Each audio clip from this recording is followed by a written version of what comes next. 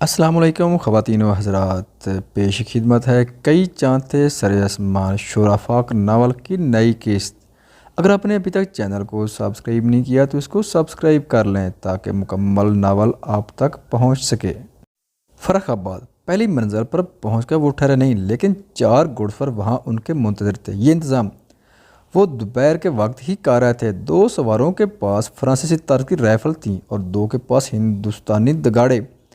دور تک مار کرنے کے لیے رائفلیں بہتر تھی اور نزدیک نشانہ لگانے، خاص کر ہجوم کو منتشر کرنے کے لیے ہندی بگاڑے سے بہتر کوئی ہتھیار نہ تھا۔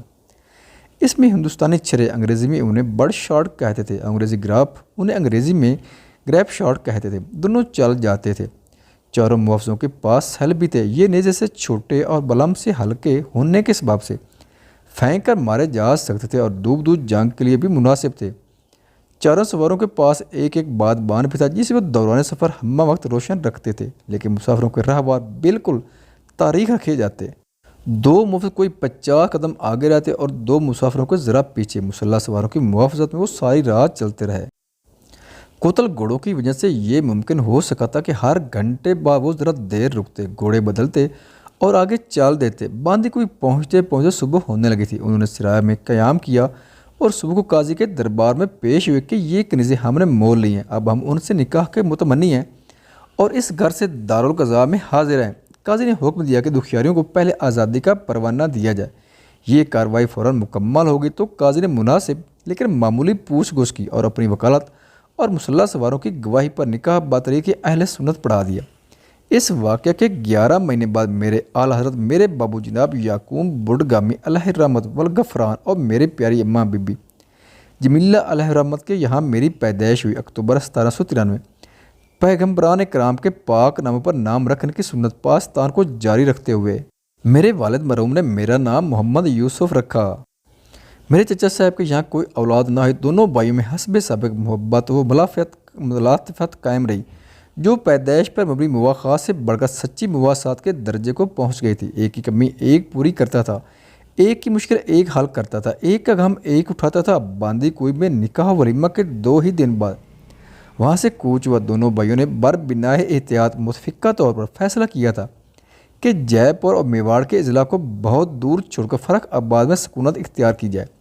باندی کوئی سے نکل کر گنگا پور، بیانہ، فتح پور سیکری ہوتے ہوئے وہ بڑے آرام سے 8 دن میں اکبر آباد پہنچ گئے تھے۔ وہاں چندے قیام کے بعد فیروز آباد، مین پوری اور بیاور ہوتے ہوئے فتح گڑھ میں صاحبان فرنگیان کی چھاؤنی سے کترا کر نکلتے ہوئے انہیں فرخ آباد پہنچ کر دم لیا۔ فرخ آباد میں قیام کی سب سے بڑی مصیبت یہ تھی کہ اب وہاں مرہٹا کا زور بہت کم ہو گیا۔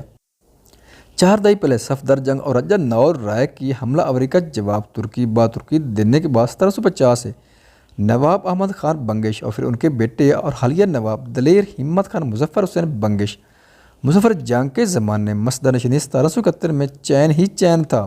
اعلیٰ حضرت دہلی بھی نواب دلیر ہمت مظفر جنگ پر مہربان تھے۔ اصحاب فرنگ اپنا رسوخ بڑھا رہے تھے۔ انہوں نے فتح گڑھ میں اپنی چھاؤنی بنا کر وہاں بنگالی پیدل برقندازوں، بنگال نیٹو انفینٹری کی ایک پلٹن بھی کھڑی کر دی تھی، لیکن وہ کسی سے تعرض نہ کرتے تھے۔ ایک طرح سے یہ ملک سلطنت دہلی میں تو تھا ہی، لیکن اس نواب کے علاوہ فرنگیوں کی بھی پشت پناہی حاصل تھی۔ دولت ہر طرف برس رہی تھی۔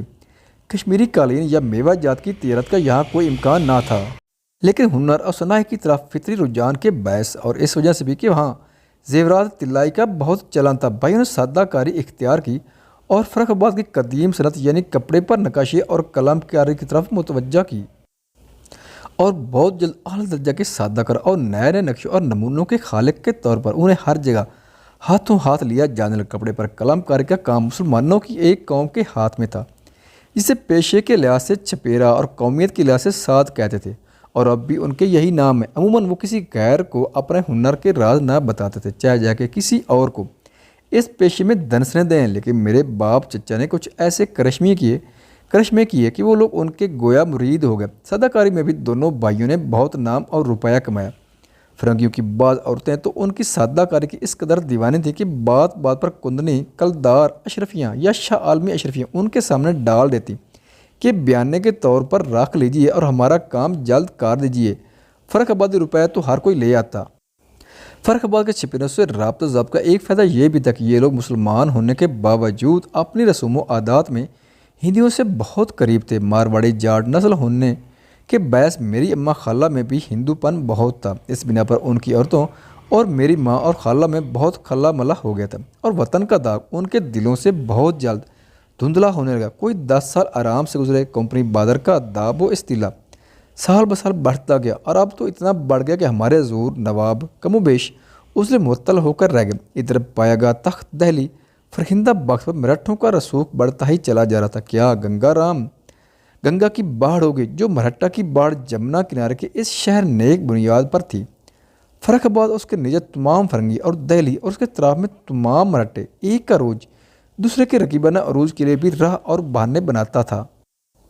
22-23 बरस पहले शाह जमजा हजरत अली गुहर राय परवर आफाक महवर ने अंग्रेज़ का साथ छोड़कर अलाहाबाद से अज़ाम दहली किया था और मराठों की दोस्ती पर मोहर तौसीक साबित फरमाई थी। भला अंग्रेज़ जैसी कीन तोज़ कौम ये तौहीन कहाँ भूल सकती थी। जब से उनकी रेशत वनियाँ मुसलसल जारी रहीं, शुजाउद्दौला बहादुर के हाथों उन्हें हाफिजुल मुल्क को कटवा कर रहमत खानी बुड़ैच रोहिलों का शिराजा मुंतशिर किया। शिकस्त याब शहीद हाफिजुल मलिक के बाद अफसर मोहम्मद खानी बंगिश रोहिले रह गए थे जिनसे अंदेशा था कंपों की छावनी की एक टुकड़ी को फरंगियों ने फतेहगढ़ में डाल ही रखा था। अब नवाब लाट लेक साहब बहादुर की सरबराही में बड़ी फौज मुरतब की जाने लगी और फतेहगढ़ में उनका दबाव इस कदर बढ़ा कि नवाब मुजफ्फर जंग ने 1417 से 1802 में अपने इलाके का इंतजाम 1.25 लाख रुपए सालाना खराज की एवज कंपनी बहादुर को दे दिया।